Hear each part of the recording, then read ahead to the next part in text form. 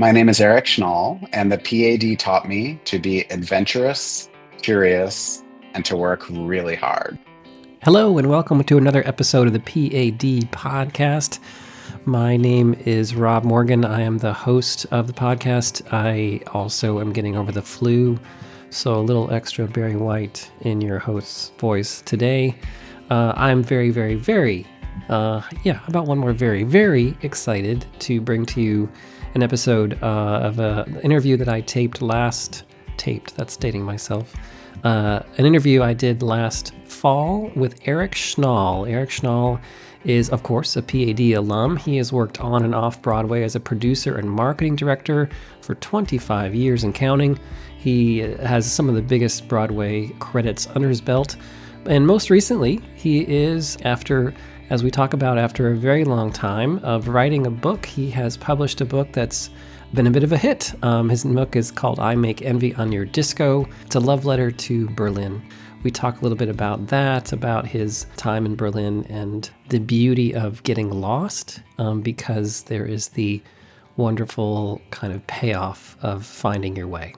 And so with that, I want to bring to you this episode with Eric Schnall. Enjoy.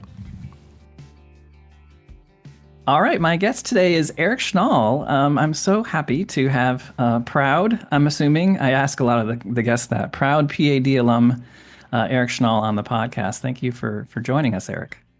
Thank you, and I am very proud. Well, I am so delighted to chat with you. We were just talking off air a little bit about your enormous, lengthy career as an artist across multiple fields. And so I'm just delighted to have you on it. Could you start by talking a little bit about like your origin story? Like, how did you, for a young boy that grew up in New York and was exposed to theater your whole life, how did you find WashU? The young boy growing in New York turned out to be key in terms of how I wound up both at WashU and eventually majoring in drama. I majored, by the way, at the time, I don't think it was a very popular major. I majored in drama with an emphasis in literature and criticism. And I think I was the first person to declare that in like a decade. And I wanted to be a critic at the time. But when I was this young person growing up in New York City, something instinctive inside of me knew that it was an unusual thing to be growing up in New York. And I did have this gut instinct to really change it up when I went to college. So I had gone to a high school, Columbia Prep, actually 10 blocks away from where I'm now sitting. And my high school had 82 kids in my grade, and that was the largest number of students at the time in a grade. So you can imagine that also was unusual. So I knew I wanted to go to a school that was larger, which wasn't hard to do with 82 kids in my grade. And I also knew that I just really wanted a very other experience. I wanted to go to a school that was in another city, and I wanted that city to be unlike New York. Not to get into a huge digression, but I really wanted to go to Berkeley initially. And my parents said, you can't apply to Berkeley, it's too far away. Yet when I applied to WashU, halfway across the country was fine. So I visited WashU with my parents and fell in love with it and was lucky enough to get into it. And then there I was. What was interesting about my going to WashU also was the ways in which I stumbled my way towards finding the performing arts department. I think because I grew up in New York and my parents, my grandparents, all of them native New Yorkers, which also makes me a bit unusual on both sides, going back several generations, like New Yorkers through and through. And also, my parents and my grandparents were very omnivorous in terms of culture. And so I grew up so luckily seeing so much theater, going to concerts. I took AP art history, and we would go to the Met every week, you know? And so I was so fortunate to grow up in New York, and I was so fortunate to be able to be exposed to so much culture that when I wound up at WashU, I think it took me a while to figure out what I wanted to declare my major in and what would stick, because going to theater had been such a part of my experience all of my life that it almost didn't seem as obvious as it was. It almost felt like more of a hobby. And I was a kid growing up in New York City that also was obsessed, I would say, with both criticism and with charts and box office. Like my idea of a good time at the age of 12 was staying home and reading Billboard and reading Variety. And it didn't matter if it was pop music or the box office that films would make or Broadway. I was just obsessed with it all. I was obsessed with reviews as well. And so it was something that was so ingrained in me that when I went to WashU, it was the last thing that I thought of. And I think I actually literally declared my major in drama, again, with the emphasis in literature and criticism, in my junior year.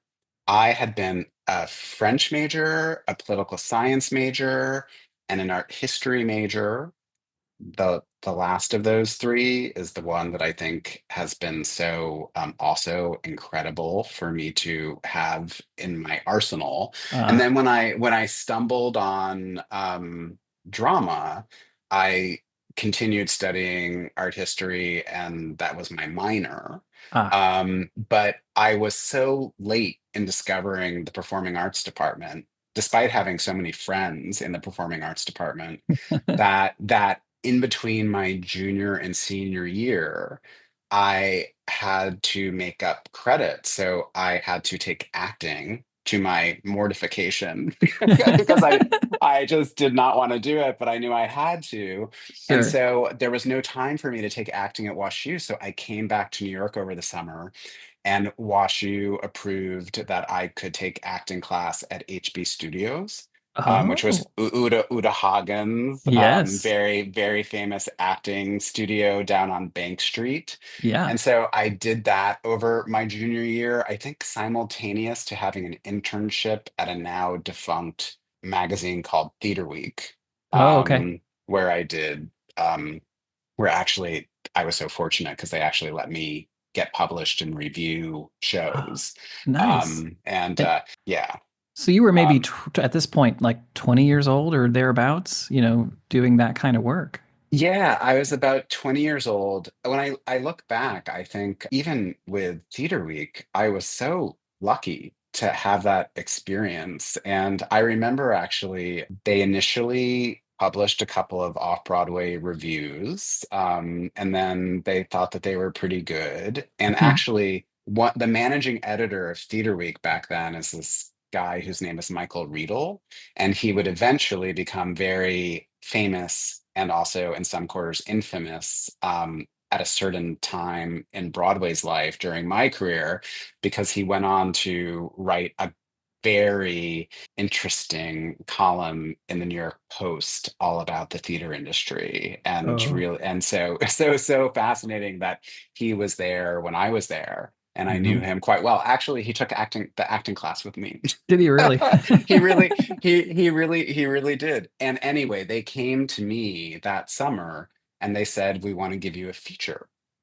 Who would you like to interview?" And Grand Hotel was Hmm. running at the time, so that was 1990. So yeah, I was 20. Yeah. And Grand Hotel was running, and I don't know if you have seen clips of it or saw it, but it was just the most incredible production. It was Oh, amazing. Tommy Tune directing it, Yes. just Yes. Were there many chairs, I believe, and lots ranged? of Yes. chairs. Chairs were the sort of. Tommy Tune loved his chairs, yes, but he did wonders with those chairs. And anyway, so I asked him if I could interview this young actress that had just been nominated for a Tony, and that's Jane Krakowski. Hmm. And I think that Jane was like 3 years older than me, and kind of playing the ingenue and an ingenue herself, but she seemed to me like so much older. And we went to this place that's now closed called Sam's and had a burger, and she was so lovely to me. And I also feel like, wow, I chose really well with my first interview subject, and it was her first feature, and Oh, wow. that she'd ever gotten. And now, now she's been kicking around doing all sorts of stuff for decades. Oh, fascinating. I'm fascinated by your creative process in the sense that you have this lengthy bio. I mentioned in the introduction about just all the Broadway work you've done, but you're also a novelist. You recently published "I Make Envy on Your Disco," which I've had the pleasure of reading, and is in our WashU library for those students that don't know. Oh, It's a fascinating novel, and so you, just to backtrack a little bit, you have always been fascinated, I would think, not just with theater, but with writing, and that you're sort of been a hybrid pretty much your whole life. Would you say that? yeah, I think actually my favorite courses that I remember taking at WashU in the Performing Arts department, I took a playwriting Uh course, huh. and that Was was that with incredible. That was was with, I think, Carter Jim Lewis? Nicholson. No, Oh, Jim God, Nicholson. Does that name ring a it bell? does. Yes, yes. It does, yeah. And he was incredible because he really, I mean, aside from some legends like Sam Shepard, but Hmm. he introduced us to Mac Wellman and Arthur Coppett, and he got really experimental at times and also encouraged that in our writing. And so that was really exciting to have somebody who just allowed all of us to just kind of write what was inside of us. And also I took a directing class, Oh, graduate fantastic. graduate level. Her name was Anne Marie Costa, and Ah. Mhm. she was quite amazing. Mhm. And in another life, I think that I liked doing that so much, and she really encouraged me to do that. In another life, directing would have been something I would have really liked to have pursued. But yes, writing was always something that was interesting to me, although fiction was something I just wasn't thinking about. I was more thinking about, as I said earlier, being a critic. Uh-huh. Right. Right. I'm fascinated, and it just occurred to me that you and I were, not that this is important at all, we could edit this out, but we were students in St. Louis at the same time. I was at the Conservatory of Theater Arts at Webster from 89 to 93. And so we somewhat were just down the street, down Big Bend from each other. Down uh, Big Bend, down Big yes. Bend. Yeah. In fact, I had some classmates of mine who used to go do their laundry all the way up in University City near WashU, like on Delmar. And I remember asking them, why do you go? There's a laundromat right down the street. Why don't we go all the way there? And they said, because we want to meet a nice doctor. Oh, there you go. Well, that was the place to go to meet a nice doctor. There I you didn't know go. any. I didn't know any nice doctors at WashU, but all my friends were in the performing arts department, but mostly also they were artists and architects. Ah, And yes. yeah, Sure, yeah. sure. Yeah. And if I'm not mistaken, your partner is an architect or has a background in that? Incorrect. Incorrect. He Sorry. is the executive editor of Architectural Ah, Digest. that's where I The picked that up. partner, the partner in my novel is an architect. Ah, okay. Not to be confused, as happens with my actual partner, because it is I a see. novel. But yes, he has never studied architecture, Yeah.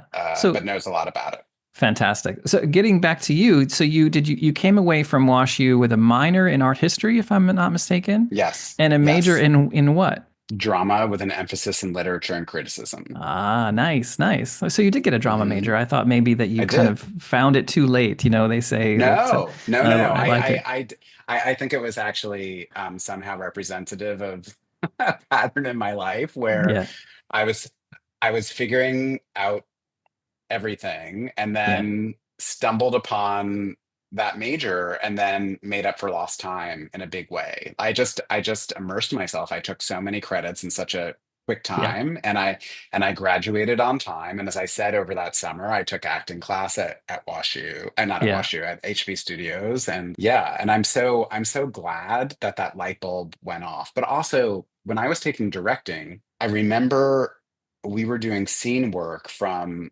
the John Guare play, Six Degrees of Separation, hmm, which is such a great play, and also was having such a moment. It was running in New York.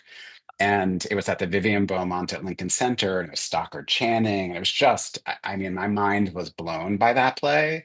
And Yeah. I realized also at the time, like what an unusual and in a way privileged experience I was having where, we all went home on our breaks or like at Thanksgiving, and then I saw 6 Degrees of Separation while we were all studying it. And I do think that it was something that Wash U made me really appreciate was that I had elected to study drama.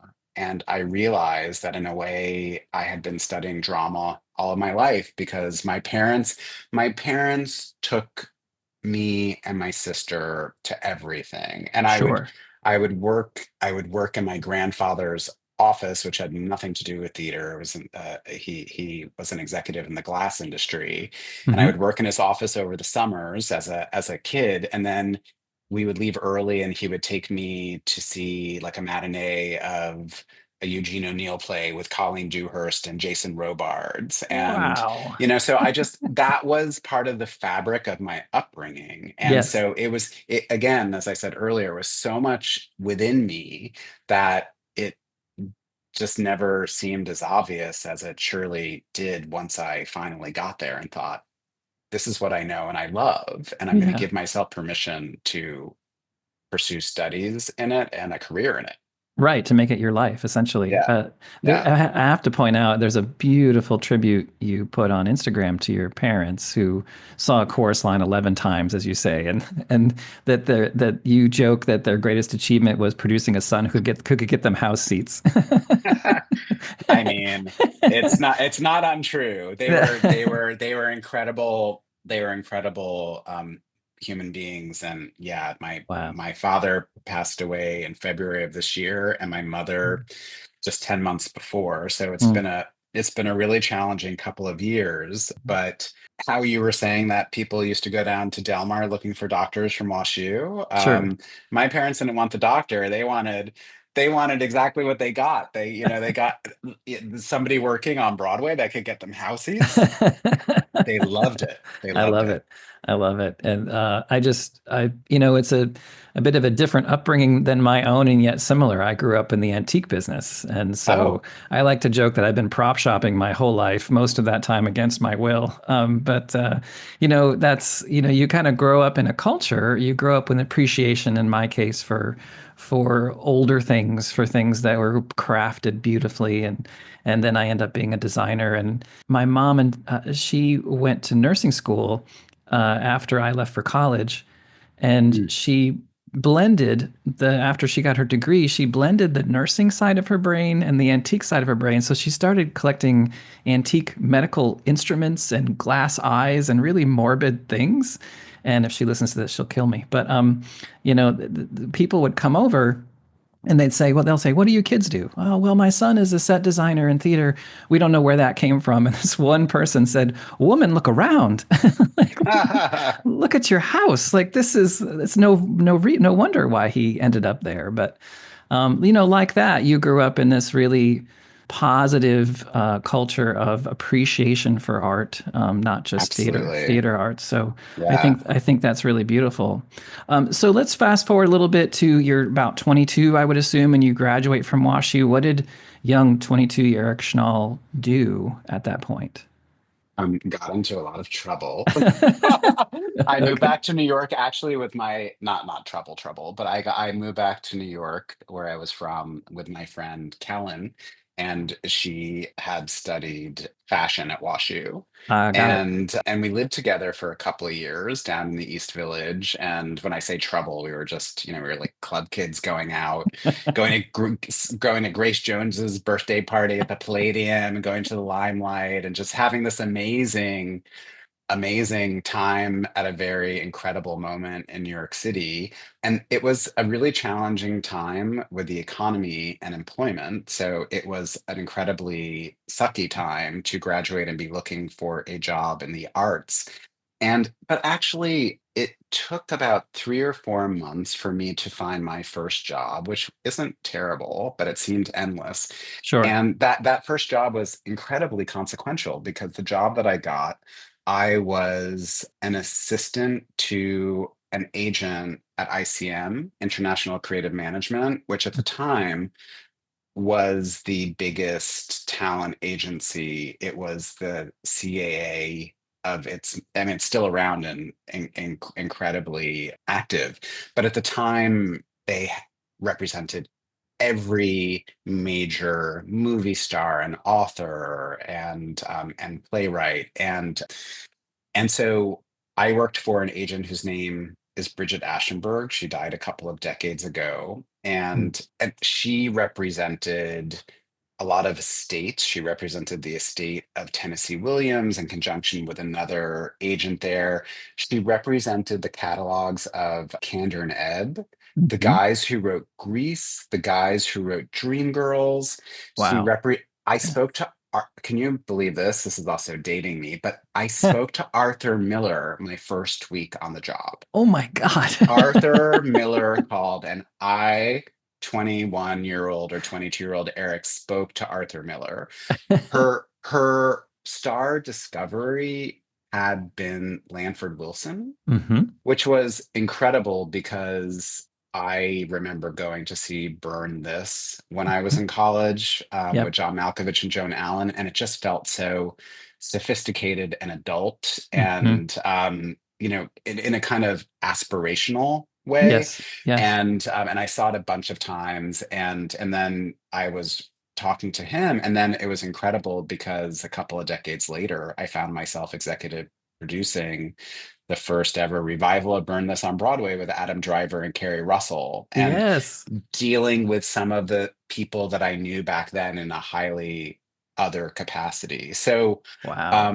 and she represented Mark Crowley, who had written Boys in the Band, Hmm. and it was interesting too because that moment in New York, the teams that wrote Dreamgirls, two guys, the teams that wrote Grease, one of each of them had died of AIDS. And so that was very much in the ether, unfortunately, back then. But I was put in close proximity to artists working at the top of the heap while Right. also seeing how the business worked. And I Uh, didn't I actually left ICM because I thought, you know what? I want to write. This isn't for me. I don't want to be an agent.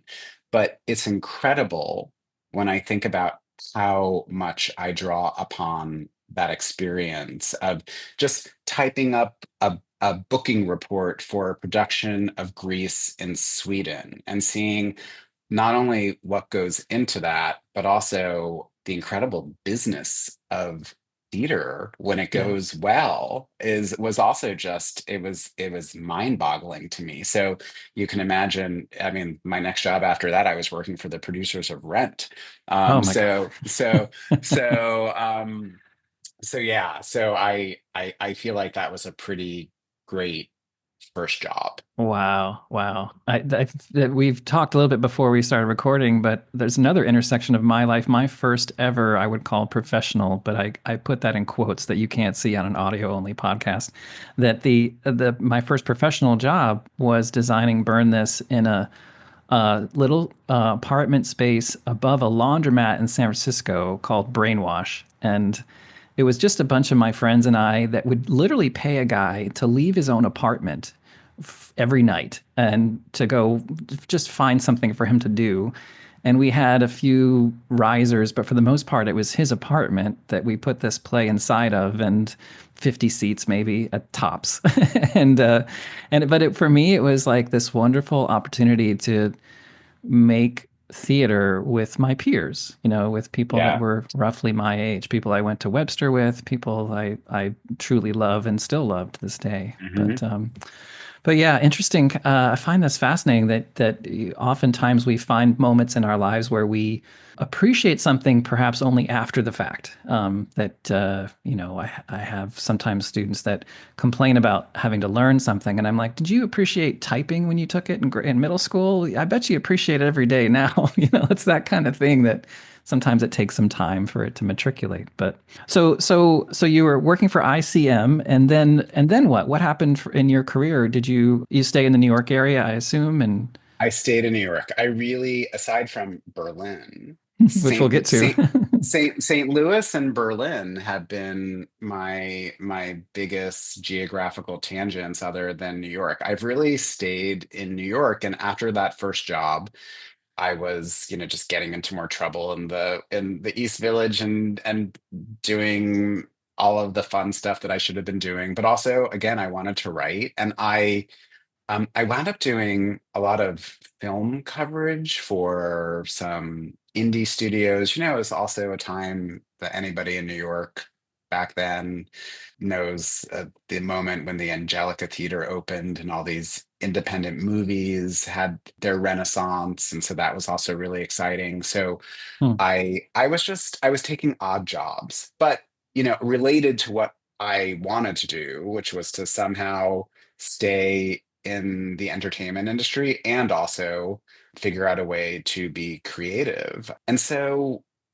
I had about a year where I went to London for a bit, came back to New York, threw a lot of things up in the air, and then I went with my parents and guy that I was dating at the time, and we saw a very early performance of Rent. Ah. And at the time, and it was Rent on Broadway. Hmm. It had already been at New York Theater Workshop, but everybody in New York was buzzing about that show. Of And course. Yeah. I remember vividly seeing the line of young people like myself and even younger camped out on the street waiting for tickets to be released for the following day's performance. And by a line, I mean it's A like line. a line, and also on 41st Street, which at the time was the wrong side of the tracks, literally. And Rent was playing at the Nederlander Theater, which hadn't been used in a long time, and that was part of the point of the producers was to just kind of reclaim a space that felt really gritty. Now Yeah. 41st Street is just like 43rd Street, but I saw Rent and I saw the phenomenon of Rent Yeah. with my eyes, and I thought, I want to be a part of Yeah. this. And Rent. also I loved the musical. And then I got home and I wrote a letter, an old school letter to the first producer listed on the title page of the playbill, and I put it in the mail. And at the time, Rent was the Hamilton of its day. I And was going to say actually, Rent was the thing at that time. It it was, was yes. the Yeah. thing. And actually, Hamilton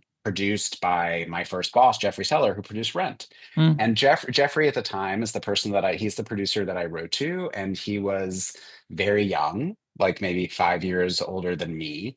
And sure. I think, and I actually remember thinking to myself, what's the point of writing Jeffrey a letter? Because everybody must be dying to work on Rent. And anyway, I wrote the letter, and a week later, on a Sunday night, my phone rang. I was living on Washington Street in the meatpacking district, and we were having like a dinner party, me and my then boyfriend. And it was Jeffrey, and he was so busy with what was happening with Rent. And he called me in the following morning, which was a Monday. And the next week, I had a job. And Amazing.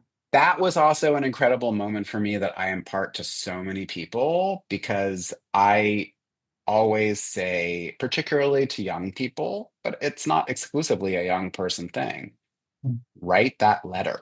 Yes. It changed my writing that letter to Jeffrey changed my life. And there are so many threads in my career in theater that really they all originate in that office. Hmm.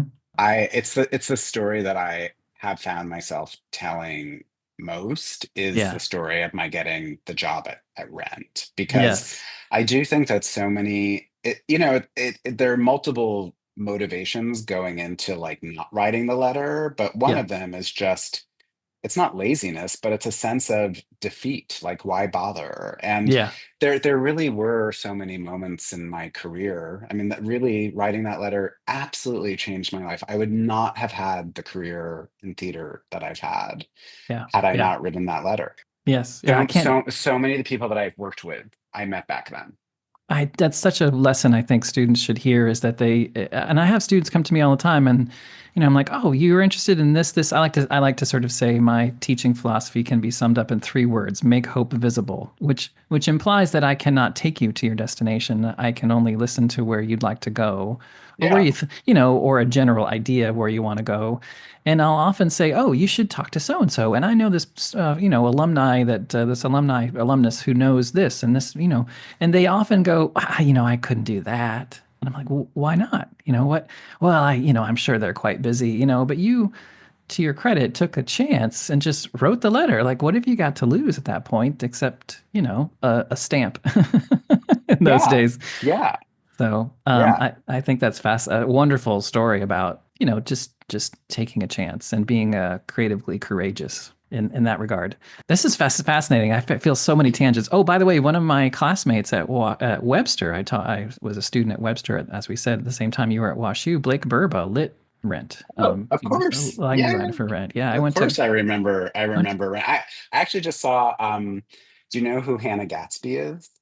No, I should, don't I? Oh, Shouldn't yes, you absolutely should. She's I? she's an Australian comic, but I feel like calling her a comedian is almost a disservice to her because she really is so brilliant. But she had a special on Netflix. It blew up. It was called Nanette, Hmm. and it was considered very culturally significant because she kind of turned the act of doing a one person comedy show on its ear and Yeah. went to some really challenging places. But anyway, whenever she comes to New York, I go and see her. And I saw her latest show just a couple of weeks ago. And sitting a couple of rows away from me was Anthony Rapp, who Oh, was yes. the original Mark from Rent. And Yes. I just like all these decades later, and we saw each other. And then the next day I wrote to him. I hadn't spoken to him in decades, but the original cast of Rent, I got to know them all. I mean, they've all Oh, done quite well for of themselves, course they but have. Yes.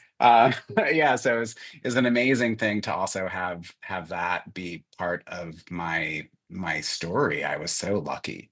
Yeah. Yeah. Well, speaking of story, let's talk about your book. I Make Envy on Your Disco. I'm fascinated to not only having read it, but also fascinated to talk to you about the process of it. It is, and I think it's important for students to hear this as well, that it's about persistence that you finished it. It was 10 years, if I'm not mistaken, in the making. There was another book you were writing when this book interrupted you. I want to just talk about all those kinds of things about how this came to be and how, in a sense, the book, as I wrote down here earlier, that you're sort of the book is telling you what to write as opposed to you telling it what to say, if that makes sense. I find that I've heard it from playwrights, I've heard it from other creatives that they are more or less letting the characters speak and writing down what they say. And it's a beautiful book and a bit of a romance, a bit of a love letter to Berlin. And you've spent a lot of time in Berlin, as you said, in addition to St. Louis. I, It's weird to put St. Louis and Berlin in the same I sentence. love it though. I love But it. uh, but yeah, if you would talk a little bit about kind of the evolution of that book and how it came to be, it's been a smash success, by the way, I have to add. But tell us about how about I Make Envy on Your Disco, which is Well, a quote you heard in a bar apparently. yes, it is to have it be out in the world and be finding an audience is just beyond exciting. And actually, right now in LA, they're recording the audiobook. Yay! Penguin Random House just optioned the audio rights, and it doesn't get better than that. No, does not. And Congratulations. it's being recorded right now. I think it's going to be out in December. So even being involved in that process Yes. there's a producer of the audiobook, there's a director, there's the actor. We had a 2 hour Zoom last week, and the quester slash geek in me just gobbling it all up because I am so excited to watch it take on another form. But I love it. anyway, the novel, right, I was in a workshop, a fiction writing workshop run by how I brought up Jim Nicholson and said that he was didn't follow a lot of rules at WashU, which was great. And actually, I think I just always thought, maybe it's conjecture, that it was a little controversial back then at WashU, how non-traditional he was. And but he really set the tone and a bar for me. And then when I stumbled into my first fiction writing workshop in New York City, it was run by Jennifer Bell, who at the time was someone who had had a great success with a novel called Going Down, and she was a fixture on the downtown scene, and I loved her novel. And I read about this workshop, and somehow I got into it, and I was in her workshop for several years, and I had begun writing a novel about a boy growing up in New York City in the 80s, Mm, which was obviously very close to my own experience. of course.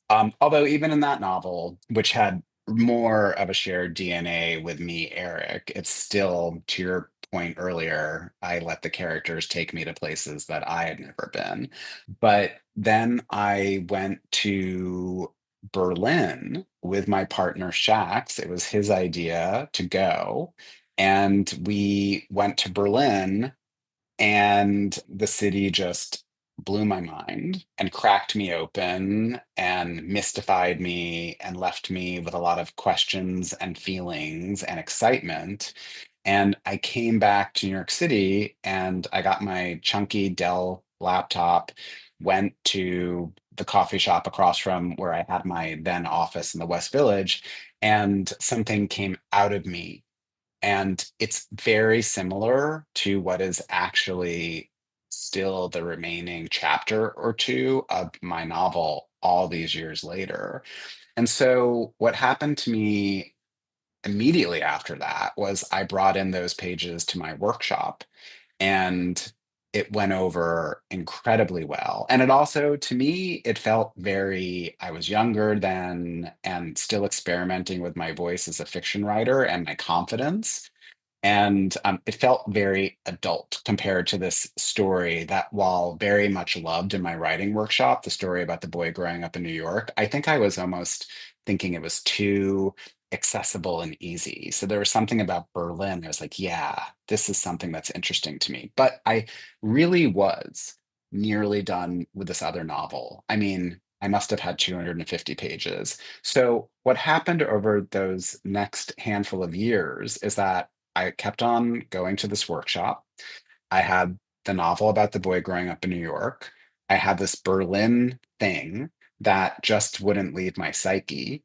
I had me, Eric, going back to Berlin on my own, sometimes with Shax, but more often on my own, and just hungry to experience that city and get to know it. And also, that inspired in me some ideas about what eventually became the book, developed some incredible friendships there as well. And then also, I had my theater career, which was very much in competition and sometimes in opposition to the idea of anybody wanting to write a novel. And so my way of doing things back then, it was a little bit like church and state. Like, even though I was in my writing workshop while I was working on a show, I didn't really feel like I could do a deep dive in into the novel writing process until I had time off from a show or took vacation. And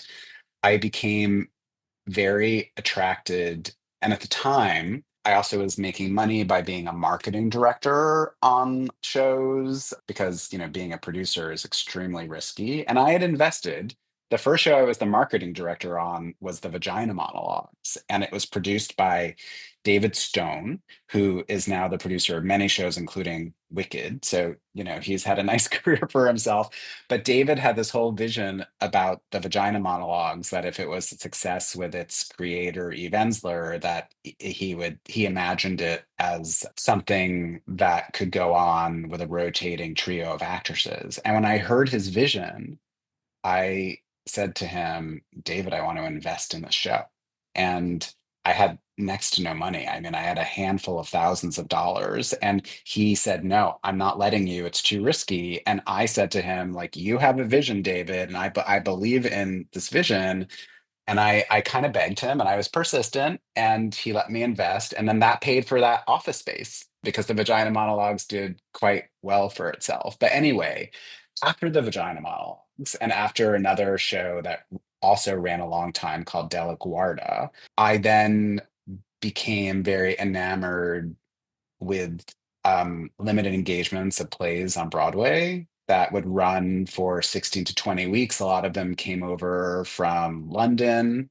I loved the experience of working on shows that had a definite beginning and a definite end. And also, selfishly, I knew that I could somehow make enough to make ends meet. And then in between shows, I could return to my book. And at that time, I think I had really committed to what became I Make MV on Your Disco. And I was one of the producers I was working with a lot back then, Ariel Tepper. She had a deal with the Donmar Warehouse, which at the time was just creating under the tutelage of Michael Grandage, the excellent director, but also the Don Mars, the artistic director, they were having a real renaissance with just incredible work coming out of the Donmar. And so 4 shows transferred over under Michael Grandage to Broadway. And I was so fortunate that I got to work on all 4 of those shows. And it was, what was that? It was Frost Nixon was the first one. Yeah, yeah. And that was with Michael Sheen and Frank Langella and written by Peter Morgan, who went on to The Crown. And it was Frost Nixon, Mary Stuart, which was directed by Phillida Lloyd, and a Schiller play with Janet McTeer and Harriet Walter, just Mhm. incredible. Hamlet, directed by Michael Grandage, starring Jude Law.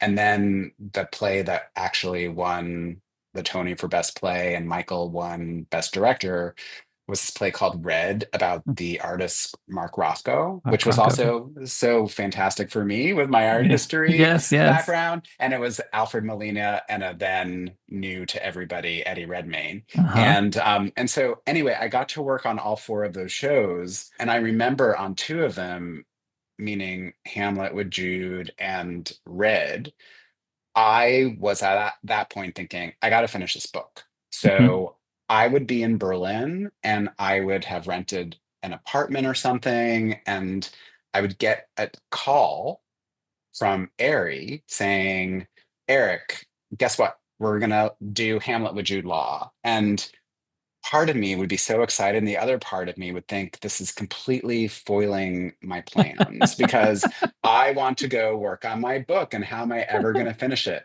And I actually thank Ari in my acknowledgments of the book because the last of those transfers was Red, the play about Rothko. Uh-huh. And at this point, it was as I said, the fourth of the 4 from the Donmar. And I couldn't say no to Airy, and who would want to? I was so lucky to be working on these shows. I was gonna say. But I had rented, she called me in the fall, and I had rented an apartment in Berlin for 3 months in the spring Mhm. to go to Berlin and finish my book. Mhm. And I mean, this is really dating both me and the book. Or I don't know if I was going to finish it, but to really work on it. And Yeah. Ari called me and said that there was this amazing play called Red at the Donmar. Would I go and see it? And I at this point I said to her, Ari, I rented an apartment in Berlin for the exact time that the show is running. Right. And she thought about it and she said, Eric, here's what I think we should do. I think that let's modify your plans just slightly. Be in New York, open the show with us, be there for previews, be there for the couple of months before it. And then, literally, the day after the show opens, you go to the post opening meeting with all of us, and then go to your apartment in Berlin, Yeah. and you'll just do the show from Berlin until it closes. Yeah. And she said, I think that we are not going to do better than you working in a foreign country. We'll figure it out. I Yeah. still want, and it was the most incredible act of faith and generosity. And I worked on Red, and we opened it, and I flew to Berlin, and it was incredible because of the time difference. Yeah. Yeah. I was working on my novel and being in Berlin during the day, and then I would get back to my apartment, and then New York would wake up, and I would work on Red and another show I was working on at the time called Forza Bruta, and I would work on those two shows in the evening. And I also thought, I really am the luckiest person in the world Oh, that I am being paid to work on two shows, and yes. I'm in Germany. Yes. So Yeah. I look back at all of those moments, and I just feel incredibly grateful Yeah. that I was able to have those things live side by side. Sure. And this is long before COVID and the idea of remote work was even a Oh, thing, you know, like absolutely. I can remember those days. Absolutely. Oh, I find Absolutely. this is just so wonderful and so fascinating that you're able to kind of do both at the same time. I think I want to touch on something about the book, and I want to be respectful of your time. I can cut this out later, but I know it's 11 o'clock here. I don't know if you have much more time, but we could I'm all talk. right. Okay, a I'm okay little if bit you're longer. okay. Yeah. Yeah. Um, I'm curious about the process, particularly when you were in Berlin, and it reminded me as I was reading it of my time in Prague. I went to Mm. Prague as part of there's like an Olympics of scenic design there every 4 years called the Prague Quadrennial, and I went there in 1999. And if I'm not mistaken, you were in Berlin around 2003. And I feel like the year is somewhat relevant here because this is pre-smartphone.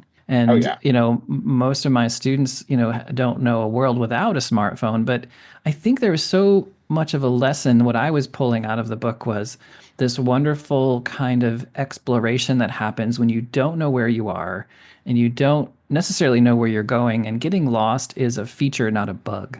And that you kind of, as a director friend of mine likes to say, his name is Peter Amster, a wonderful quote he tells to actors when they have trouble interpreting or reading a line, he'll say every time, read it like you're Johnny Cash. it's, it's always the wrong advice, but as he likes to say, going from wrong to right is a journey worth taking. And there's something about this book that for me feels like those days, those wonderful days I was in Prague, where I would almost intentionally get lost and then find a little. I remember finding this little corner hole in the wall little marionette theater and going, I have to see a show here, you know. And I just remember feeling it's such a wonderfully visceral book and one that it's like you feel like you're there written so beautifully. You feel like you're in this sort of exploration mode. Can you speak to that a little bit about Yeah. how that influenced Um, your writing?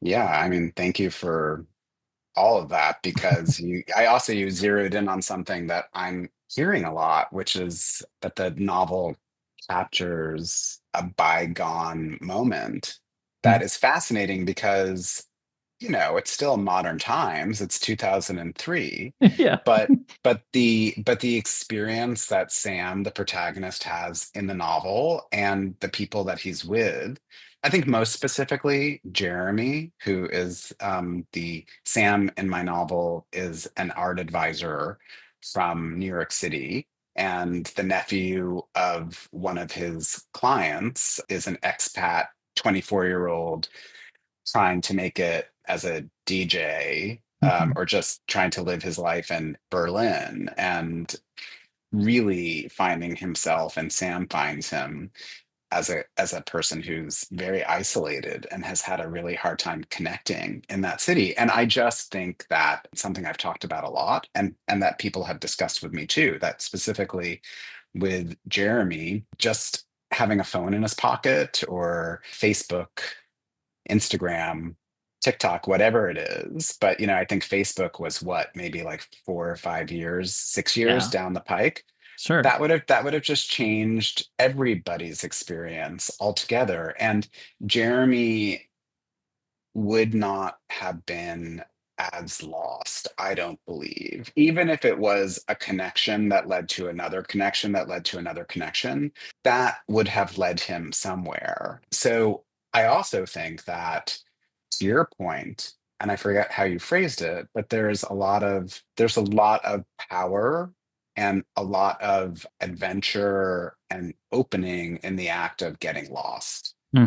And I also think that Berlin is, I can't imagine a city that is more designed for all of those things, including getting lost and, stumbling upon something. I mean, especially with the novel taking place only 15 years after the wall fell, when it was going through an incredible transformation. Everywhere you would turn, you would find something that was being repurposed or had just been abandoned Yeah, or was a remnant of something else. And so I think that the path of the novel and it finding its way towards publication now, because it had a couple of possibilities for it a handful of years ago where it could have come out sooner. It was sure. it, but and that was very painful at times. Some of it's bad luck in the publishing world, but Yeah. it found its moment. And I also think that from the vantage point of 2024, the Hmm. 2003 of it all, Yeah. I love that that aspect of the book has aged so well because there's a lot of contrast. I Yeah. think if the book had come out 8 years ago, it still would have had one leg in both directions. Yes. And there is something that I also think a lot of young people, I'm hearing from tons of people in their 20s, they're also finding meaning and having that experience of watching these characters living in an analog Hmm. world, Yeah. and also that analog world leading to massive discoveries, Yes. and self-discoveries and adventures. Yeah. And nostalgic in a way of for that analog world, in the sense, Absolutely. and I and you and our generation took that for granted, but I think there is an allure now to simply, for the point of it, getting lost and finding your way home, whether that's metaphorical or literal, that you find a lot about yourself when you're unencumbered by the technology we are afforded these days. There's a book called Anxious Generation that's a Mm. bit controversial these days by a psychologist named Jonathan Haidt, and he talks about 2009 being that inflection point between a play-based generation and a phone-based generation, and that in our day, play-based meant you dealt with conflict with other people in real life. IRL, I guess, as it's called now.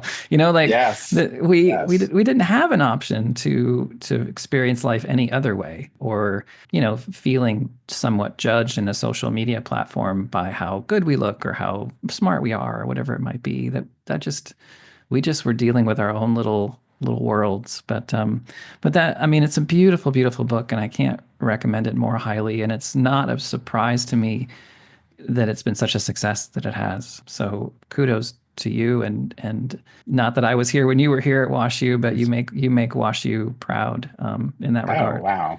Thank you. So I'm just so delighted to chat with you, and I've been looking forward to this for the last few days, and digging into your bio.